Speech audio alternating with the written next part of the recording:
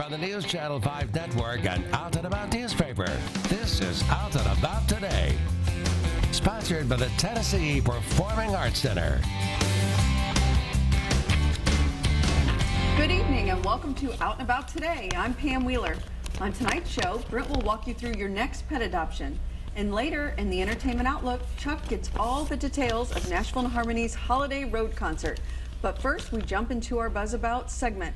I'm joined by my co-hosts, Chuck and Brent, and we will continue our discussion from last month on gender norms. Can hardly wait. Norms. Yeah, that's good. Well, Chuck, you were sitting here and we were talking about how sometimes norms make it hard to be who we are. And Right. And we watched a little bit of the short movie American Male, and it had all those big Burly. butch guys. Yeah. Yeah.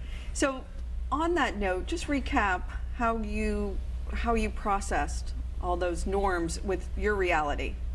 Oh, you're looking at me Because first. then we're bringing it to me. Well, But- well, I mean, we're clearly sitting here. Remember we talked about legs crossing and whatnot. We're clearly sitting. Yeah, I know, right? You got to sit the right way, Chuck. That's it. So, I mean, clearly it processed itself out to a point where I was comfortable not worrying so much about it.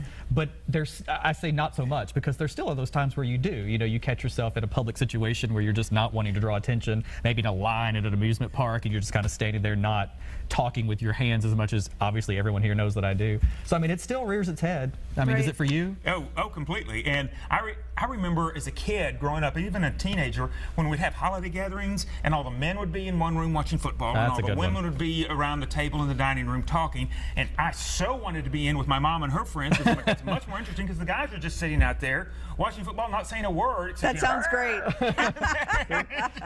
Good segue. Well, you know, it's interesting because when I think about the female norms, I feel like it's a little different, but maybe it's because I'm living it. Maybe it's not.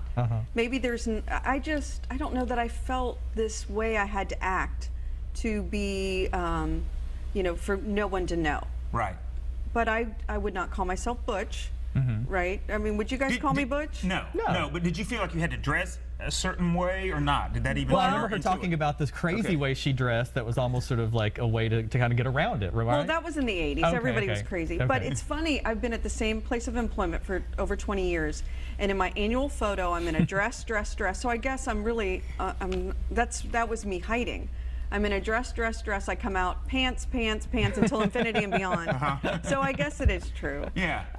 So in the lesbian community, we have a lot of names. And I asked you guys what names. So we talk about femme and butch and stud.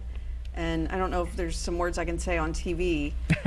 What's the guy equivalent to that? We said it's very similar. It is. You know, and at one point, I think some people, would say Nelly and that kind of thing, but I Yeah. also think that has kind of a really harsh connotation. And, and to me, I'm like, everybody in the gay world should be welcome. I don't care what side of the scale you're on, 1 to 10. To me, Nelly would always have kind of a It did have a negative. It did have a derogatory as though you were just too gay, yeah, too yeah, gay to and it's function. like- But then also the sort of, we talked about this on before too, the mask thing, the masculine for Oh, yeah. masculine thing, and how almost ironic that often is whenever visually it's like beard and hair and the way you're dressed and maybe muscular, and then you open your mouth and it's just completely Everything falls out, the flag out. and everything. Yeah, which is fine. Yeah, I mean, yeah, that's okay. yeah. But it's interesting that I guess the point there isn't so much that it's entirely who you are; it's just the appearance.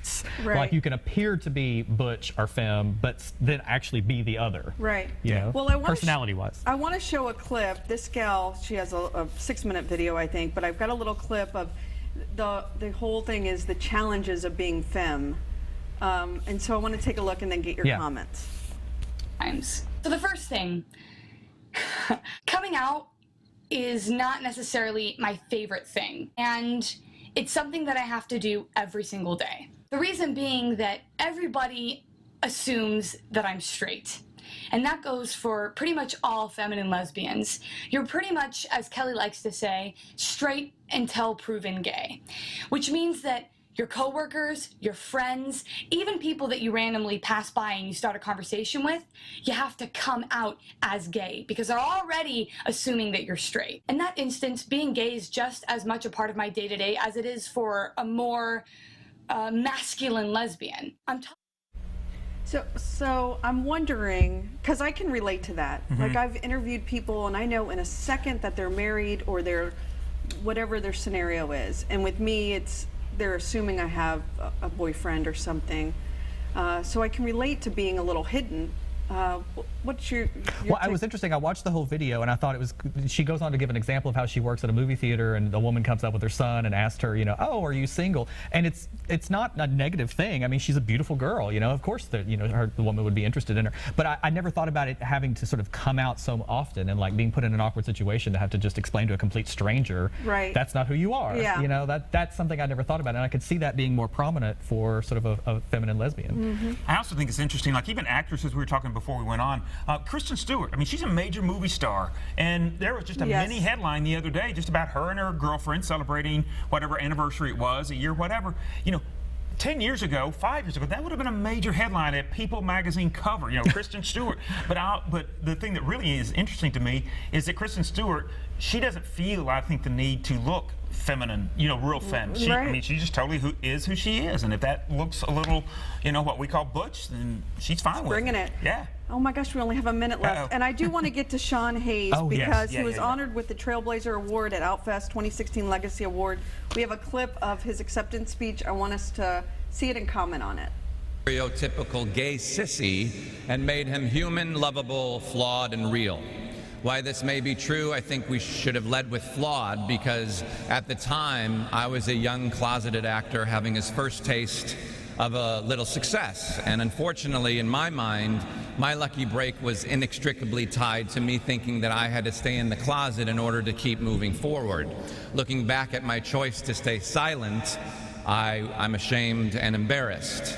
What was I thinking? As if any of you had any doubts. I mean, right? Could a straight actor ever do this? If I could turn that tail. Okay, I love that. We're almost out of time. Just quickly, did you know he was gay? What, Completely. Of course. And I think we were talking too, it was a little frustrating, even though I totally respect him, but when he would be interviewed on television shows and he wouldn't say anything about, I was like, you would help so many people like me.